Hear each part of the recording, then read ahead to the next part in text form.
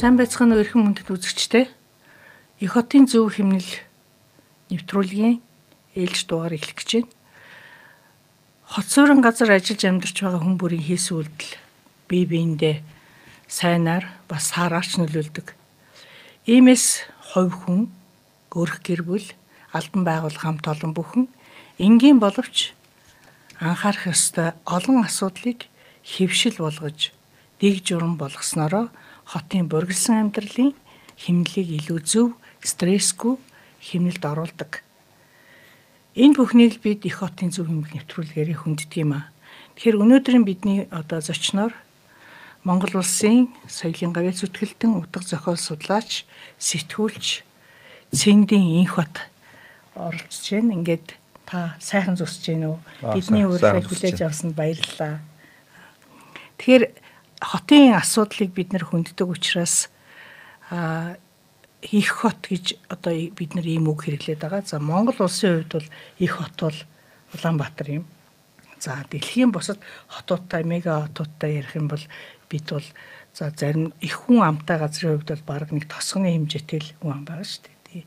Тэгэхээр хотын энэ бөөгнөрөл бол нэг талдаа хүн амын бөөгнөрөл бол нэг талдаа хөгжил, нөгөө талдаа өрсөлдөөн бий болгодог бол бас тэр олон хүн амьдарч байгаа орчинд бол сахилгат хариуцлага дэг журмыг бас шаардж идэг л да. Тэгэхээр та өөрөө хотын унган иргэн баг тойрогт өссөн хүн байгаа. Тэгэхээр та энэ хотын өмнө баг тойрогт байсан тэр үе чинь яг одоогийн бидний байгаа энэ үетэй харьцуулахад ер нь ямар шүү вэ гэдгээс яриа эхлэх үү?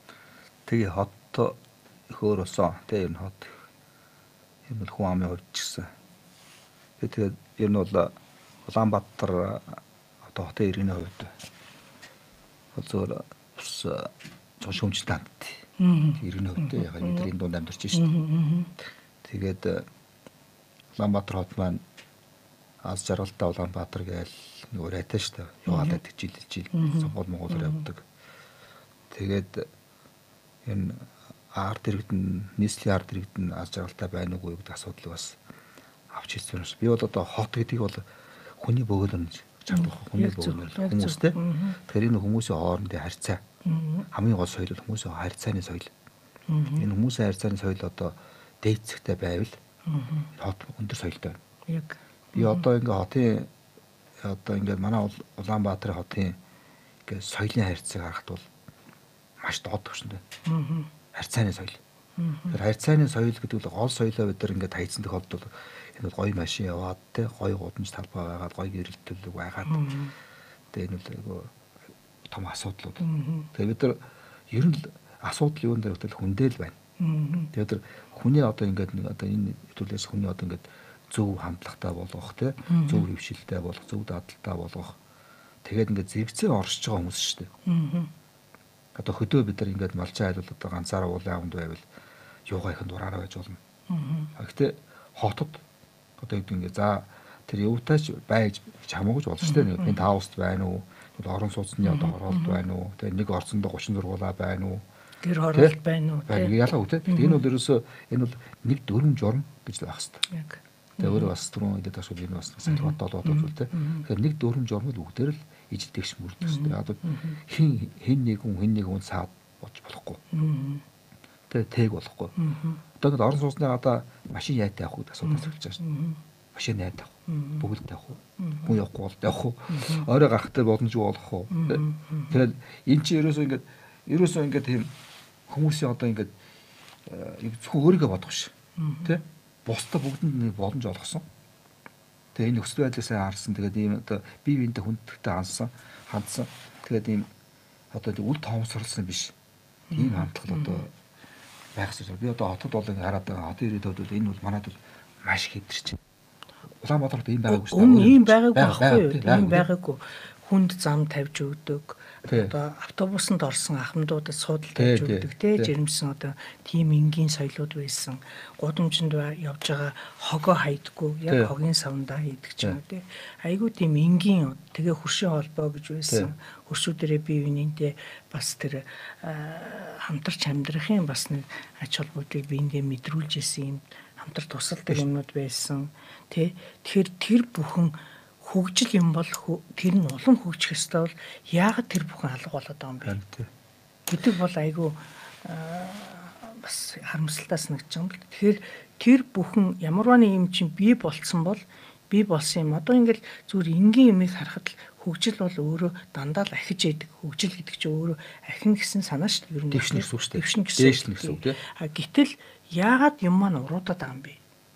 Ямар шалтгаан байгаа юм бэ гэхээр нөгөө хотчих процесс маань өөрөө хүний дадал хэв заншлыг олон жилийн турш амьдрчиж үрдэн дадал болдог бас тийм нэг юу гэдэм бэ нэг байгалийн зам нэг талдаа. Нөгөө талдаа яг энийг зүгээр л дүрэн болгоцсон. Одоо хот болгон дүрмтэй, дүүрэг дүрмтэй, хороо дүрмтэй. Та энийг ингэн шүү, тэгин шүү гэдэг юм ойлгомжтой дүрмтэй байдаг. Тэгэхээр тэр нөгөө нэг зөөлөн одоо юу гэдэм бэ зөөлөн одоо бид нар чинь хатуу зөөлөн нэг хоёр юм биш үү? Хатуу гэдэг нь одоо барилга байшин барьчиж болно, гой зам тавьчих болно, чихтэйхэн сайхан одоо зүлэг ногоо тавьчих болно, гой сургууль цэцэрлэг тавьчин бариад тавьчих болно. Тэрэн дотор ашиглах гэж байгаа хүн өөрөө тэнд одоо нормальны гэдэг юм уу те хэвийн тэм дадал заншлыг бий болгож чадахгүй бол нөгөө юм чинь эвдрэн хэмхэрнтэй ингээд айгүй харамсалтай тийм болдог. Тэгэхээр яг өөрөө чи хэлж байгаа яг зөвлөдөө яг хов хүний соёлыг дээшлүүлэх хэрэгтэй юм шиг байна. Тий. Одоо ингээд орон сууцны барилганд орлооч гэр орлоос ирж байгаа хүмүүс гэдэг хүмүүс хэлдэг шүү дээ. Ороод орон сууцны барилганд орсны дараа асуудал үүсдэг. Ямар асуудал үүсдэг вэ гэхээр гэр ороод өөрөх нь хөвшил дадал тэр нь хайрладаг. Тэгээд одоо ингээд юу гэдэг хогийг бол тэд нар хашааны гаднаараа тавьдаг. Тэрнтэй адилхан үүдэн дараа тавьдаг ч юм орсон. Тэгээд наацхан гэж байгаа шүү дээ. Тэгээд одоо хогийг одоо ингээд авч хогийн савнд тэгээд ийм одоо орон сууцны наацхын одоо нэг дөрвөн мөрддөг гэдэг ч юм уу. Ингээд ерөөсөө ингээд тийм соёлын ялгаа аваа. Одоо энэ чинь хот дотроос ялгаатай шүү дээ. Дүүрээрээ. Би өчигдөр одоо юу орлоо. Хойш одоо дам даржаа. Жуулуунд гарлаа. Гэр орлоо. Одоо дам зарж уул. Дуулын оройр. Тэр чинь зонхон хайрхан гэдэг нэртэй байна. За. Одоо манай нийсчүүд бас мэдэх болж байна тийм. Манай нийс Улаанбаатар хотын хойморт байдаг. Тэр сайхан хүндэлтэй газар уул тийм. Тэгээд тэр уул. Тэр бас нөгөө Монгол нэр нөлөх дээр одоо хүслэнг хангах ч гэсэн нэртэй юм. Хүслэн хангах ч тийм. Одоо хүний одоо хүслийг тэг би гараад бас тэр ууландаа гараад ер нь гээд монголчуудаа би яалаа энэ зовлонгоос нь гаргаж өгөөч, ингэж оруулж өгөөч. Энэ жаргалын замд нь оруулж өгөөч гээд яг энэ чинь нэг л одоо хүслийг сонсч хангана гэж очиж би бас хэлж байгаа юм тийм. Тэгээд дараад нь би тэндээс буугаад бөөнд очижсан. Долоон буудалд очижсан. Цавцгаан цамцтай тийм. Шар ингээд зангаатай. Тэгээд ингээд цэнхэр ингээд костюмтай гэдэг юм тийм. Жоох ингээд цэвэрхэн утсан очихгүй юу тий. Тэгэхэд юу ухтаж байна. Тэгэхээр долоон буудалд байгаа одоо худалдаа харьж байгаа хүмүүс шүү дээ. Маш олон хүмүүс зүгээр л хүлээж авахгүй. Энэ яагаад ийм хувцастай байна вэ? Уул нь одын соёл шүү дээ. Тийм шүү дээ. Тий гоё хүндэлж очиж шүү дээ. Гоё цэвэрхэн хувцас авсан. Хүн болгоно ингээд бас ингээд цэвэрхэн хувцас. Автобус суусан ч гэсэн ингээд хажууд цэвэрхэн хувцастай юм бол тий. Ингээд одоо бохор хувцас чи хэцүү шүү дээ. Тийм шүү дээ. Тэгэхээр хүн бие зүү авч явах хэрэгтэй. Тий. Яг үнэ. Тий бие зүү авч явах хэрэгтэй. Айтайхан ингээд бусад бол ингээд саад болохгүй ус сайхан сэтгэл хөргүүлэхээр тий. Зан хайцааны нөхдөд үеийн бие авч явах байлаа. Тэгэхээр тэрийг хараад тэр хүмүүс маш ууртай, уцаартай тий. Үзэн хадалтын байдлууд байж байгаа. Тэгээ бид нар хүмүүст буруу гэж чадахгүй байхгүй. Ямар ч буруу хүмүүс байхгүй. Яагаад бол тэнд яг тийм мянган байдаг гэж надад хүн хэлсэн. Наа нэг хүн ирж байгаа. Та ийм хотгоо байна шүү дээ. Та одоо ингээд таны болоо нэвтрүүлэг чинь бидээ сонсдог. Та зөв юм ярьдаг гэж ирж уулзч байгаа. Тэгээд яг ийм мянган хүн өдрийн хоол олох гэж зовдөг гэж. Тэгээд бид тэдний өрөвдөж байгаа. За өрөвдөд дараад нь тэгээд цаашаа бас нэг явхаас өмнө бид тэднээс холдоод одоо ингээд юугаа тайлж байгаа шүү дээ. Бичиг авч маш их байна. Зангаа тайлаад ханцууга шамлааж энгийн дүү хэлбэл ороод. Дараагийн хүмүүстэй яг зөвөр уулзж байгаа те. Тэгээд ярихад бол би зөв юу анзаарсан бэ гэхээр энэ Монголд ер нь яг одоо өдөр ингээд ийм гоё юм ярихаас илүү энэ болчих. Тэгш бус байдал үүссэн. Хоёр орой ангид авахар бий болсон. Тэгээд тэд нар бол туйлдаад, итгэлээ алдаад тий. Тэгээ одоо юу гэдэг жоохон өөрөөсөө жоохон цэвэрхэн овсон ирүүл энэ бол одоо эдсэн уус юм уу? Нэг одоо нөгөө талын хүмүүс үзэж байгаа юм. Манай хэвлэл орсон амьдралын үнд орохгүй байгаа. Тэгэхээр та нар гадаргуудаа гэрээ одоо жоохон доош ороод үзээд гэж. Доор юу болоод хараад гаж. Бид ялж тий. Би тэгээд тийш ороод тэгээ би дараад нь тэнд орсон дараа бодож байгаа байхгүй. Одоо би сэтгүүлчийн хувьд бол эцсийн үр дүнээс үл хамааран би ажиллаад хийн шүү дээ. Тий. Тэгээд яагаад ийм байдалд ингэж хүмүүсийг оруулж байгаа юм. Яагаад хүмүүсийг одоо ингэ маргааштай итгэлгүй болгож байна. Маргааштай итгэлгүй хүмүүс бол тий маш харгас болдог байхгүй. Тэгэхээр бид нэр юу хотын соёл вэ? Юу хотын соёл?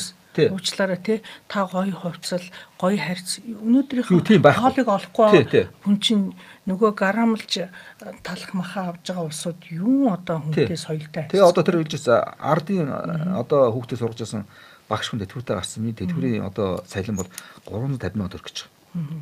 За энэ 350 мянга төгрөг одоо миний хаач хүрдгүү. Тэгээ би одоо энэ худалдаа яддаг 50 мянга төгрөг өдөр бол махаа яддаг гэж. Тэгээ гадаа худалдаа яддаг учраас өлийн хүүдэн цоны хаалганд тий. Цагдаа нар ич хөөдөө тугууд торгодог тий. Тэр чинь ийм дарамтан доор 5-10 төгрөг олоод хоолоо салгаж байгаа байхгүй тэр үн чинь. Тэгээд гэрт нь одоо хин нэгэн өвдөлт бол ерөөсөө цөм юм гэж. Тэ ийм одоо араа ингээд ерөөсөө хөрсдгөө салинтай орлогогүй тий зүтгээд ядуураас гарч чаддаггүй хүмүүс хичээж байна. Тийм хүнд 1000 байна гэж байгаа байхгүй. 1000 хүн яг тэгж ажилласан гэж. Тэр яагаад одоо ингээд зүтгээд одоо за өөрөө мэдэндээ. Ер нь бол ингээд бидний өөрөө бас оюутан хойшоос явсан шүү дээ. Хойшоос урсан. Би бас Москваас урсан. Тэгээд намайг хойшоо ингээд оюутан хүнд явахад жоохон гажаад ярихад аав маань хэлсэн баг. Манай аав чинь цэн тэгээд бас багш хүн тий. Одоо зохиолын шүүмжлэл би аав маань ярьж үзсэн тий. Хэлсэн баггүй. За миний хөө одоо ингээд Москва явах цаг Москва одоо тухайн үед зөвлөгөө дуус гэж хэлсэн ч гэсэн хүний газар шүү. Хүний газар хатуу байдгийн шүү. Ийм хатуу газар яадаг хүний газар хүн харийн газар хатуу байдаг учраас ер нь үг хэлээ зинжээ болгоомжтой бай гिचсэн мөрөө эргэж харжээ тий. Ингээл ер нь маш болгоомжтой л байдаг үг хэлж байгаа. Хянамгаа. Тэгээ одоо тэгээд ингээ эргээ харсан чинь манай Монгол улс өөрөө монголчуудаа харийн газраас илүү хатуу байгаа байхгүй. Ерөөсөө тэр баг харьд очисон дээр. Тэгээд яваад штэ хүмүүс. Ийм их орон гэж байж болох уу? Тэгтээ ерөөсөө хөгжил дэвшил ярихаар л яалтч байхгүй бид нэр удирдлага руу харахаас өөр аргагүй болчих жоохгүй. Өнөөдөр тийм ээ. Яагаад өнөөдөр одоо маш бүр тэрбум гарan хүнтэй улс. За тэгээд тэр дотор чинь нэг жижигхэн тосгон нь гэхэд нэг 3 сая хүнтэй шүү дээ. Тэгэхээр тэр хүмүүс яагаад ингэж сахилга баттай сайхан амьдраад тэгээд аж жаргалтай байгаад байгаа юм бэ? Гэхээр тэнд бол дандаа бодлого нь зөв. Удирдлага нь шүү дээ. Яг улс орныхоо гэдэг алсын хараатай. Тэрэндээ тэр алсын хараа нь бол залхамжилж явдаг. Түүнээс биш нэг юм нь одоо жоохон явж итэл дараачих нь гарч ирээд дахиад эхнээс нь одоо машин бүтээх гээд байдаггүй. Юм болгон залгамжилж явдаг. Тэрэн дээрээ сурилж хөгждөг. Тэгээд эвтэй хамгийн гол нь эвтэй. Яг мэдээч хэрэг нам болгоны одоо гэдэг юм уу бодлогын тавьж байгаа зорилтууд хүрэх арга замууд нь одоо нэг нь уулаар ингэж явахад нөгөөх нь яаж явдгийг те өөр байж болно. Гэхдээ бүгдээрээ улс орныхоо хөгжил, улс орныхоо те сайн сайхны төлөө хүн ардынхаа сайн сайхан амьдралын төлөө зүтгэж байгаа гэж байх ёстой гэж би бол ойлгодог байхгүй.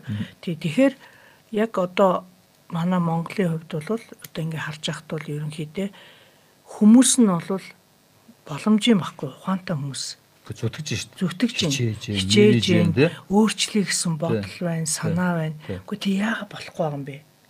Тэгээ одоо тэр өөрөө хэлж штэ гэр хорооллын эрэгттэй уулзсан гэдэг.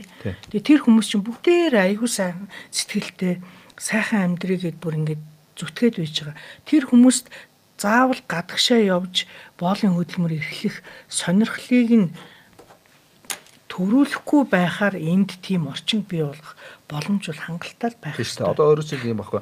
Одоо 5 хүн ядуу байж болно. Тий. Энэ хүмүүсүүд залхуу байж болно. Гаач байдаг шүү дээ. Энэ одоо Европч байна, Америкч байна. 50 хүн бас ядуу байж болно. Энэ хүмүүс одоо ингэ жоохон залхуу байж болно, ойргоо байж болно, арчаагүй байж болно. 500 хүн ядуу байж болно. Тэр хүмүүс одоо тийм. За тэгэл за 5,000 хүн ч ядуу байж болно. Одоо юу гэдэг өлөн зэрэг амьдч болно. Тэгэхээр ийм хүмүүсийн хувьд л юу гэхээр энэ хүмүүсийн буруу гэж. Тэгээд өөрөөс арчаагүй. Хэрвээ ийм олон хүн Монголын хүн амын 30 хүн нэг ядуу 20 хүн ядуу тий цаашаа 20 хүн ядуур уусч ингээд 70 хүн ядуурч байгаа тохиолдолд хэн буруутай асуудал явах тий өөр жилийн төр засгийн бодлого буруу бодлого тий тэгээд төр засгийн буруу бодлого явж байгаа учраас энэ ард хүн ядуурч байна. Тэгэхээр ийм төр засагтай байж болох уу? Тэгэхээр өөр нэг асуудал байгаа байхгүй. Одоо ийм ядуу хүмүүс байгаад хат чинь одоо Монгол улсын шинж тэмдэг нэг байна. Баян байх, аз жаргалтай байх улсын нэг 3-5 шинж байдаг. Эхний шинж тэмдэг, хамгийн эхний шинж тэмдэг гэж. Одоо хамгийн одоо тийм баян аз жаргалтай байх ард хүмүүс. Нэгдүгээр хүн ам цөөн басдаг гэж. Байна. Цөөн байвал тий. Цөөн байвал аз жаргалтай байна. За тэр нь байна би. Юм байна тий. Хоёрдугаарт нь газрын доороо баяртай байвал бүр сайн. Байна. Энийг том компани уулаад тэндээс ашиг орлогын өгөө тий. Хувь ногдол ашигын үлдээхэд энэ бол тэр ард түмэн зүгээр сайхан аз жаргалтай амьдрал. Зүгээр л мөнгөтэй тий. Баян тансаг амьдрал. Гурав дахь нь гэж. За энэ улс нь газар нутгууд том байх хэрэгтэй. За байна. Бас гурав дахь нь байна. Гурав дахь нь тий. За тэгээд өшөөний зүйл гэж. За энэ ард түмэн хэрвээ залуу сайн гэж. Байна. Манайх ингээд 70% залуу тий. Тэгээд эдгээр энэ хүсэл эрмэлзэлтэй тийм одоо тийм иш үүштэй чадaltaй байх хэрэгтэй гэж.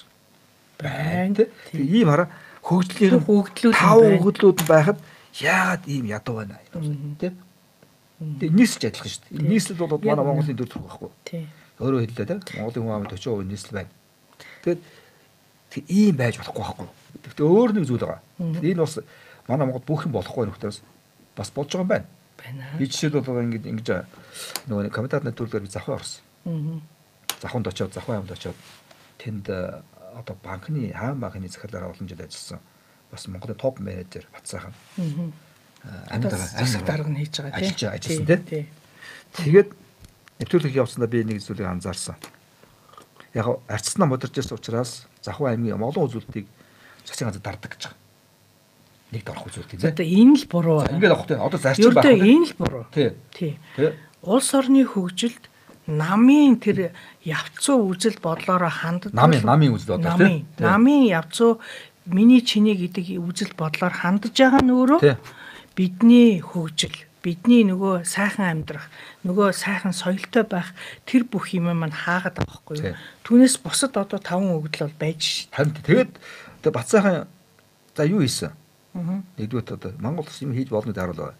Бүх төрийн албаа агчдаа одоо ингэж нэрээ ууц яаш нэг дээр нэг үзүүлдэг штэ.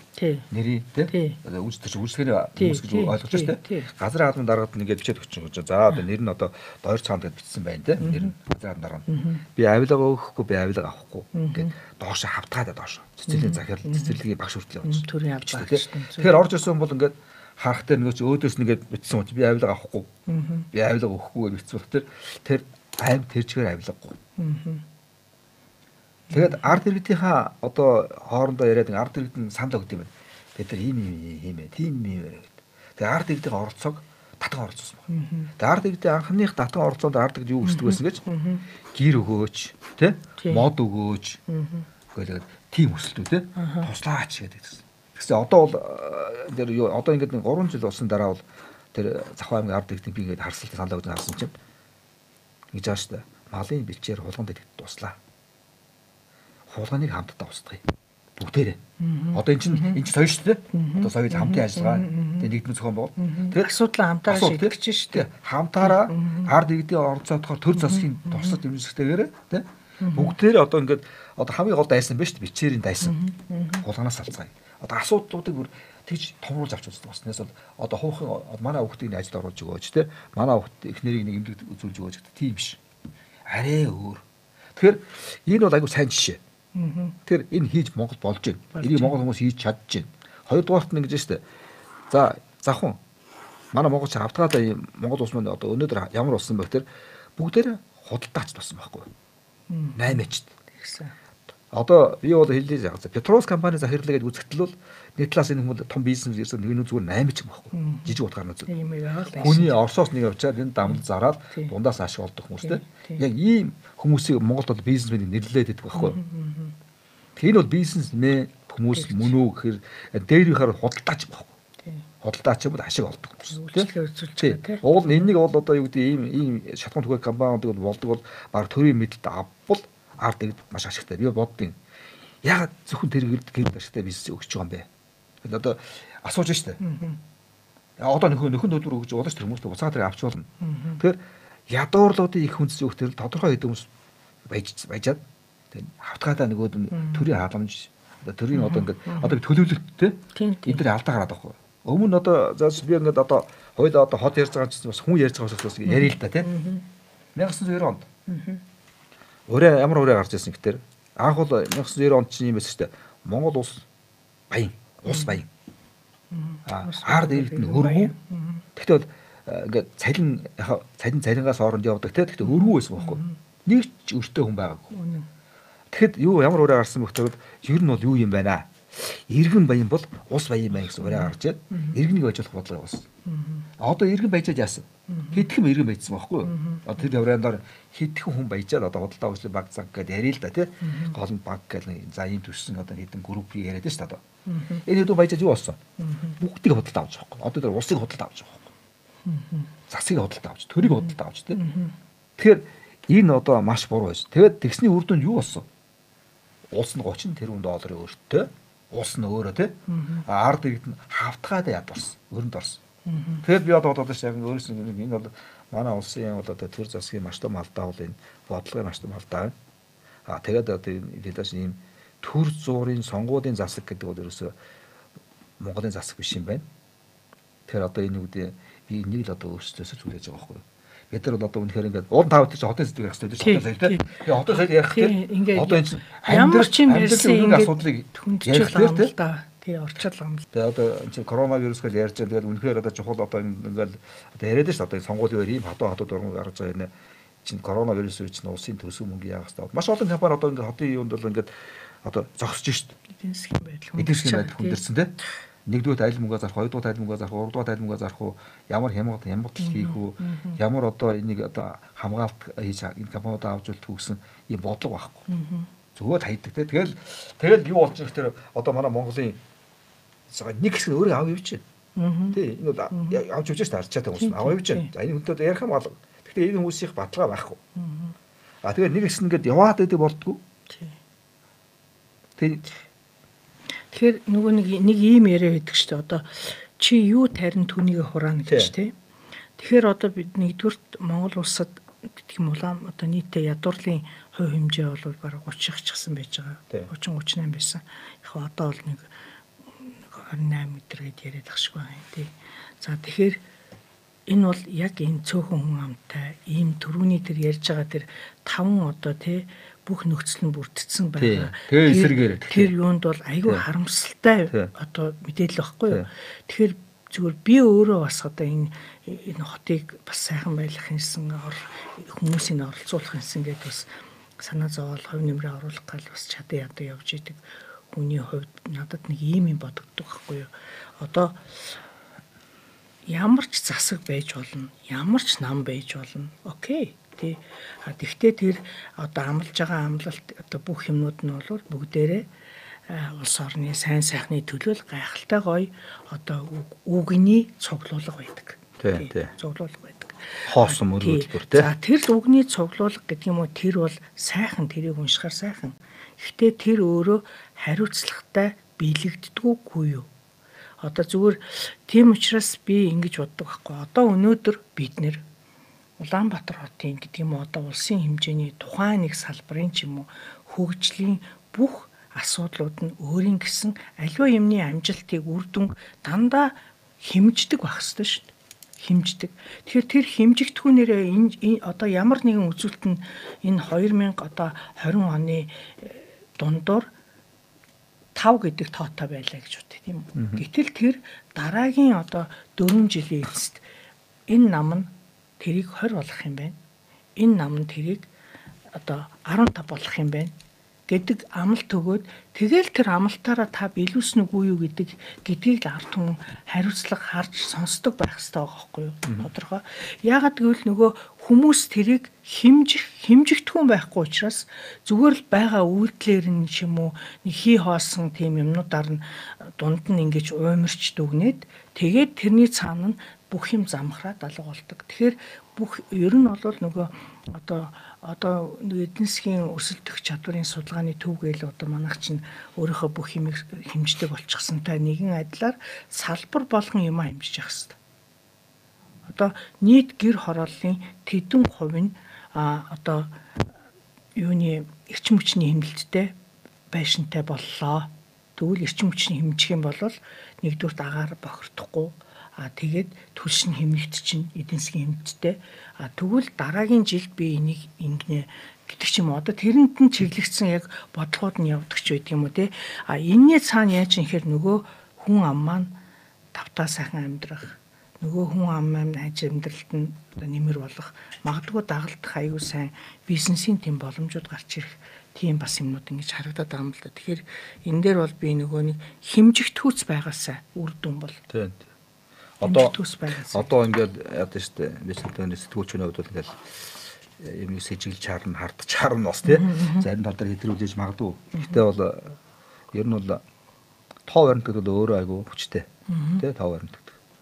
Тэгээд бод хөрсгөд бол өөрөө маш одоо бодит илэрхийлдэг тий. Тэгээд үүдийн Хөрлөбаатар сангийн сайд юу гэж шилж ийсэн тий ямар сайхан донгодж ийсэн.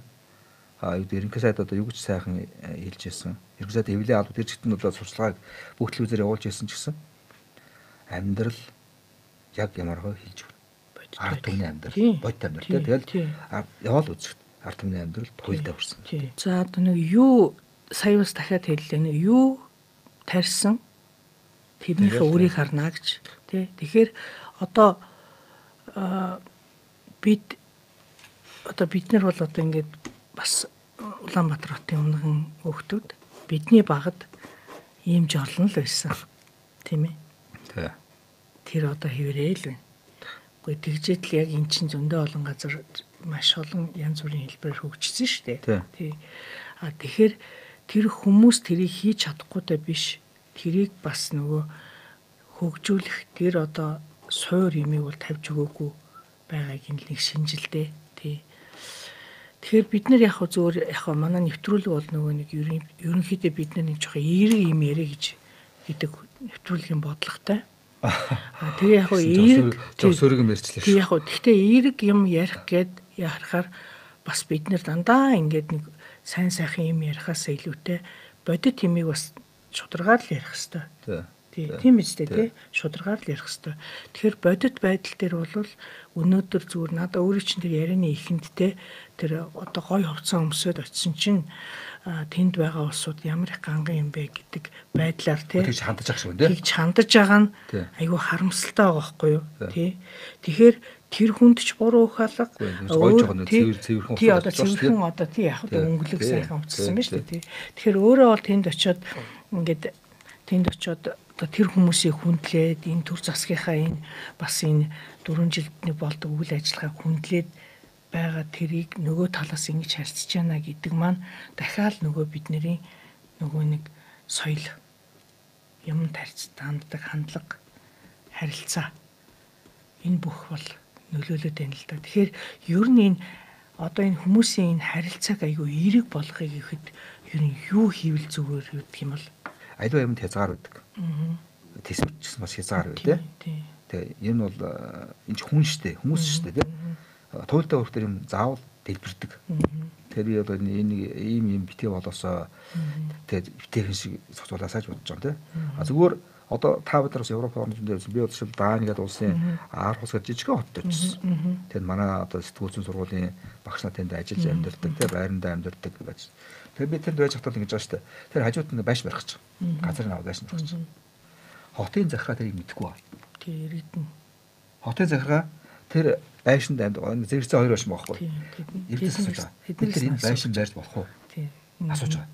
Иргэдэн шийдэж байгаа юм шүү дээ. Иргэдэн сүлд нээж байгаа. За энд одоо юм газар байгаа бол одоо бид нар ойлгож байна. За барья. Гэтэ хэлж байгаа. манай байшин ийм учиртай, ийм одоо тэдэн онд баригдсан ийм хэлбэр дизайнтай. Тэ ийм өнгө төрхтэй.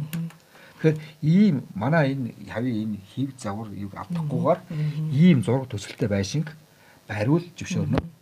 Өндрийн хязгаар өндрийн тавьж үү? Өнгийн хэлэн, ерөнхий дизайн хэлэн тий. Тэгж байгаа. Ингээд тэгээд иймэрхүү нөхцөлд ингээд хийвэл бид одоо зөвшөөрөлж байгаа. Одоо эзэн байна шүү дээ. Эзэн байгаа байхгүй. Эзэн зүгээр иргэд байгаа байхгүй. Манай чи эзэн дарга болсон. Тэгээд би одоо юу гэж хэлсэн шүү дээ. Монголчууд одоо өөрсдөө эзэн байна. Би одоо нэг мориот байгаа шүү дээ. Энэ бол одоо монголчууд эзэг иргэн усаа хашиж эзэн усаа мэднэ л гэж. Би одоо монголчуудыг бүгдээр одоо яг усаа мэдээсэй хүсэж байна. Ер нь бол өөрөө түрүү хэлээд байж хариуцлах асуудал байгаа байхгүй. Шатандаа хүн хариуцлагатай байх хэрэгтэй. Дээд төвшнөөс хариуцлагатай байх хэрэгтэй. Доод төвшөндөө хариуцлагатай байх. Доод төвшөндөө хүртэлтэй. Бүх төвшөндөө тийм. Ийм байж чадаж байж одоо та бүхэн одоо сахилга соёл гоё тийм. Соёл гоё. Хүний соёл, улсын соёл. Одоо тэгэл соёл гэдэг чинь ерөөсөө хувь хүний сахилга бат байхгүй ерөөсөө. Хувь хүний сахилга бат чинь өөрөө гэр бүлдээ сахилга бат болон хим хэмжээ соёлыг бий болгоно. Тэр тийм гэр бүлд өссөн хүүхэд, тийм гэр бүлийн одоо иргэд нийгэмд орж ирээд яг тэр хэм хэмжээгээрээ байна. Баггүй. Тэгээд тэр олон одоо юм зүйлийг чинь цуглуулах нь нөгөө бидний одоо шилбэл аз жаргалтай улс гээл одоо гарцсан байгаа улсууд байдаг шүү дээ тий. Тэгэхээр тэнд очиод яаж юм хэр амар амгалан хүмүүс нь бие бинийгээ хараад инээмсэглэдэг. Тий. Ууралдаггүй, инээмсэглэдэг тий. А годамжинд явж байгаа машин тэр холоос ирж байгаа хүнийг хараад зогсчдаг. Тэр хүнийг гарахыг хүлээдэг тий. Эн чинь одоо нөгөө яг энгийн тэр нөгөө харилцаан дундаас гэр бүлийн тэр хүмүүжлээс өөрөө гараад ирж байгаа юм зүйл. Тэгэхээр өнөөдөр гэр бүл дотроо ижээ аав хоёр тийшээ яваад хүүхдүүдэд тижээх гээд явж байгаа хүмүүсийн дунд магадгүй мөнгөө одоо хангалттай гэр бүлээ тижээх юм олж чадаагүй бол тэр гэр бүл дотор тэр сайхан харилцаа үүсэх үү гэдэг бол асуултын тэмдэг байхгүй юу. Тийм учраас энэ эргээд цаашаага эдийн засагтай холбоотой болчихж байгаа. Тий. Тэгээд хүмүүст ажиллах тэр таатай ажиллах боломжийг олгодог тэр орчин бас бий болчихж байгаа. Тий. Тэгэхээр тэрнийхээ төлөө бид өнөөдөр юмаа одоо бүх юмаа бүрдүүлж чадаагүй тэр орчинд амьдрснараа манайхан хүмүүс маань стресст ороод тэр стресс нь өөрөө юу одоо хотод байх эерэг уур амьсгалыг биш сөрөг юмыг илүүтэй бий бол магадгүй тэр хүн өөрөө суур хүмүүжлэн аягүй зөв хүн байж болно тий. А гэхдээ бусдад гаргаж байгаа хандлага нь өөрөө тухайн амьдралынхаа хүнд нөхцөл байдлаасаа болоод эвгүй тийм харилцааг бас үүсгэж магадгүй байхгүй. Тий. Би нэг яахгүй. Нөгөө би оюутлахад үлдээд орхуу. Оюутлах компани тий Монголын шулан мөлж хамгийн зөөж байгаа. Гэхдээ оюутлахаа бас Монголд нэг өгсөн би тэр хараад бас нэг зүйл нь харсан байхгүй гэж эрэг талын. Оюутлахын аюулгүй байдлын дүрмж байгаа. Оюутлах компани аюулгүй байдлын дүр. Маш сайн дүр. Энийг ягштал мөрдүүл байна шүү дээ. Монгол даяар мөрдөх ёстой гэж болж байгаа. Энийг мөрдч чадвал маш олон зүйл зэгцэрнэ. Би оюутлахаас би тэрийг авах гэж бодож байгаа юм. Яг бид нар юм алдчихж орон юм авъя л да тий. А тэгээд жишээлбэл Өмөргөө аймаг. Өмөргөө аймагт шүү дээ. Нөгөө нэг энэ чинь зам хөдөлгөөнд оролцохдоо яг нэг уурхаад байгаатай адилхан 3 дохиог нь 2 дохиог нь зогсч хүлээн гэдэг. Өмөргөө автын ослоо авах гэж. Автын осол гардаггүй аймаг. Ялангуяа цогцсон юм даа тий. Яг тэр нэг уурхаа газар. Тэгээд хотоос очсон ч л аваар гарна гэж. Тэгэхээр энэ бол маш том соёл байх бас. Тэгээ ийм соёл одоо яг нэлээ диктатортай хамт яваад гэлж байгаа юм да тий. Диктатор орж ирнэ тий. Захиргааталд орж ирнэ. Тэгээ захиргааталтай хамт орж ирнэ. Тэгтээ дургу хүлээж авна. Дараад нь бүр тэг хөвшил болно. Тэгэхээр бас Монгол дээр нэг хэржүүлчүүд би бас нэг юм аваад үлдчихээс гэж бодож байгаа. Бүх юм алдаж байгаа ч гэсэн. Тэгээ оюутлагын хувьд бол одоо яг энэ аюулгүй ажиллагааны соёлыг маш сайн нэвтрүүлж чадсан. Өөрөө бас том үйлдвэрүүд гэсэн шүү дээ. Би бас одоо бас нэг үйлдвэрийг удирдаад явхад бид бас аюулгүй ажиллагаа бол бидний нэгдүгээр зорилго байсан. Хэдийгээр та өнөөдөр энэ компанид орж ирээд энэ байгууллагад орж ирээд өөрийн гэсэн хүч хөдөлмөрөө зарцуулаад тодорхой хэмжээний цалин аваад явахдаа та гэртээ гэр бүлдээ бүрэн бүтэн очих хэрэгтэй. Аз жаргалтай очих хэрэгтэй. Эрүүл очих хэрэгтэй. Тэхийн тулд та жижиг юмнаас бүх юмыг зохион байгуулалтаа, хувийн зохион байгуулалтаа сайжруулах хэрэгтэй. Өглөө нь ажилдаа явсаа оройн хуруунд тарихц ирж болохгүй шүү дээ. Болохгүй байхгүй. Тийм учраас хамгийн нэгдүгürt хувийн зохион байгуулалт маш сайн. Өөрийн одоо эмх зэгц сайн. Тэгээд үйл ажиллагаагаа явуулахад бүх зүйлээ төлөвлөж явуулах Тийм. хэрэгтэй. Тэгээд бие биенээсээ суралцах хэрэгтэй, харилцан хүндлэх хэрэгтэй. Энэ соёлыг бол бодоо манай тэр үйлдвэр бол бас хэвшүүлсэн. Бид нар тэр олон улсын стандартыг авсан бас тий.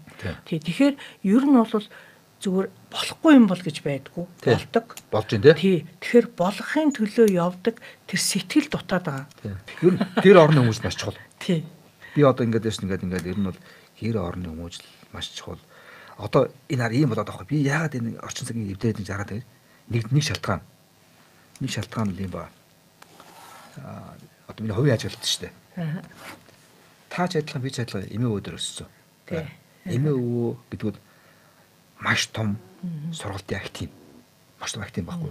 Хүмүүсийг хүн болоод хүмүүс эднэр байхгүй. Өнөөдөр цагт энэ эмээ өвөнөр хайдсан бэ. Энэ эмээ өвөнөр лаборатори ажиллагаа болсон байхгүй. Хүн болоод лаборатори ажиллагаа болцсон. Энэ эмээ өвөнөр би хэлж шít тэр одоо өчтөр тэгээд 60 та эмэгтэй тэр гадаа худлаа гэдэг өсөж байгаа. Хүнтэй ажиллаж чадахгүй байхгүй. Хүнээ босууж амжихгүй шүү дээ. Тэр хүн бол одоо 5 4 хэрэгтэй. Амьдрахын дээр тэмцэж байгаа байхгүй. Уулын тэр хүн яаж байгаа гэвэл өөр ачаа зөв хүн болгож хүмүүжлэх хэрэгтэй тийм. Энэ Монгол улсын ирээдүйг бэлдэж шít. Тэгээ энийг ингээ бэлдэх завгүй болгосон байхгүй хүмүүсийг. Тэгээ энэ бол одоо хамгийн том алдаа. Энээс болоод энэс ингэж хараа энэ эмээ өөдөр өссөн хүүхдүүд ямар байдаг гэдэг голдуу зөв сэтгэлтэй, эерэг хандлагатай тий зөөлөн юм хүмүүс байдаг. Одоо эмээ өөдөр өссөн хүүхдүүд хоёр ялгаатай шүү дээ. Би судлаач биш. Гэхдээ бол амьдрал дээр харагддаг. Энэ хоёр ертөнц. Тэгэхээр би одоо манай орчин цагийн эмээ өвөнөр нэг бол эмээ өвөнөр зарим эмээ өвөнөр одоо тийм юу гэдэг сайхан наслахгүй байна. Одоо тэр буянтай буурлууд биш болцсон байна. Нэг талаас те. Өөртөө гоё хөтлөхгүй шүү дээ. Нэг талаас. Нөгөө талаас хоёр үүрэг алдаад байгаа байхгүй. Сайхан хөтлөхгүй, мэдээ дөрөлтэй байж чадахгүй. Нөгөө талаас хийх ажлаа хийхгүй. Хүн Монгол улсын хүнийг одоо боловсруулах лаборатори ажиллах хэрэгтэй. Энэ лаборатори унтарсан. Ихэнх газар. За хөдөө газар гасгааж байгаа те. Энэ хотын соёл дотор шүү энэ унтарсан байхгүй. Тэгэхээр хотын ингээд бүр бол унтраг баха. Бас байгаа баха. Бүр унтраг. Гэтэл эн чинь ингээд цөөхөн хүн эвдрэхэд хангалттай байдаг байхгүй том газар. Цөөхөн хүн эвдрэхэд эвддэг тийм юм эвдрэх амархан шүү дээ. Эвлүүлэх хэцүү тийм. Тэгэхээр би одоо харсан энэ би дээр сая өөрөө ч яхад би санаанд ордог. Би энийг ажилтдаг байсан байхгүй юм.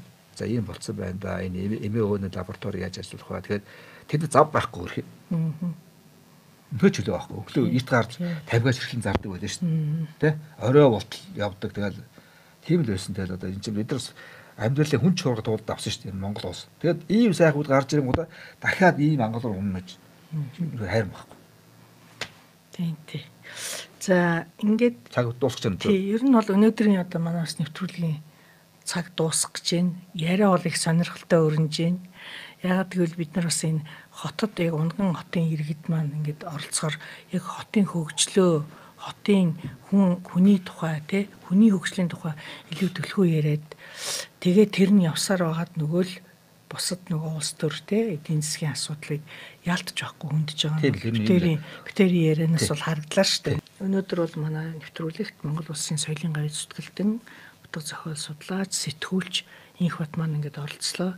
За их хотын зөв хэмнэл гэдэг нэвтрүүлгээр бид нэр зөв хэмнэл, хотын соёл, олон хүн богинорч амьдарч байгаа энэ нөхцөлд одоо хүмүүс хэрэг хариуцлагатай хамтарч одоо бас тэ байж гимээж нь бид нэр ирээдүгөө зөв харна шүү гэдэг талаар бол нэлийн хөндөж ярьлаа гэж бодож байна. Тэгэхээр манай өнөөдрийн одоо бидний битэрийн ярианы одоо гол түлхүүр бол ерөөсөө бид нэр зоригтой байх, оролцох гэдэг л би юг хэл харж байна. Ерөөсөө л идэвхтэй оролцох.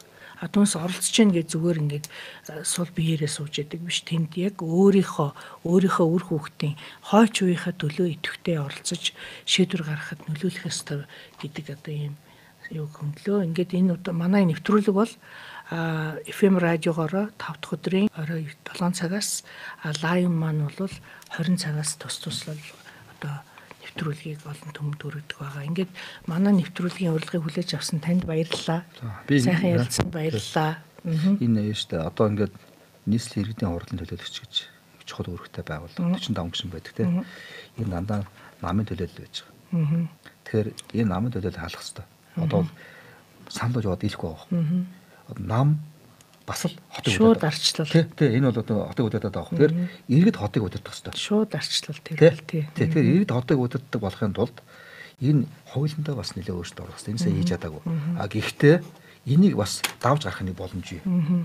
Эрх намруулах орон нутгийн сонгуулиар маш олон чанартай бие даагчнаар твших хэрэгтэй гэж бодож байгаа. Маш олон чанартай бие даагчнаар тодорхой хөтөлбөрт орж биеийг дэмжиж оролцоод хотоо авах хэрэгтэй. Одоо хуулиар болдгоо бол ингэж авах хэрэгтэй байхгүй. Ингэж иргэд өөрсдөө хотоо удирдах хэрэгтэй. Жинхэнэ яг өөрсдөөсөө хотыг нараа тавилах хэрэгтэй. Өөрсдөөсөө хотын иргэд бол нараа тавилах хэрэгтэй. Өөрсдөөсөө одоо энэ төлөвлөгөө төсвөө хэлцэж бат тэгж хотоо хөгжүүлэх хэрэгтэй гэж байна. Би бол нам хөгжүүлэхгүй татлаа. Баярлалаа. За их баярлалаа. Ингээ манай өрөө байдаг. Тэр тэнд бичсэн байгаа. Тэрийг хоёлаа хэлдэг. За хотын соёл. За хотын соёл биднээс биднээс мөн танаас. За Баярлалаа. за их хотын зөв юмнэл. За. Тий.